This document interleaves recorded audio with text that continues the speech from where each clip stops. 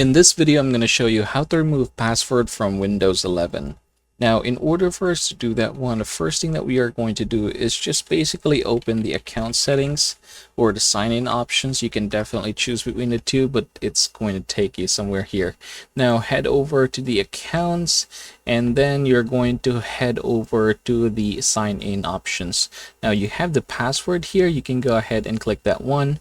You can go ahead and change this, so just go ahead and type here your current password, click next, and then if you don't want any password, just go ahead and click next and then finish. And that's just how simple it is. Now, if say for example you are signed in here on your Outlook account, then what you are going to do is a bit different. So you're gonna head over to your account, and in my case I'm seeing it here. You can head over here to your info. And then again, mine is on local account, but in your case, if you're seeing here Microsoft, you should be seeing here an option that says sign into local account instead.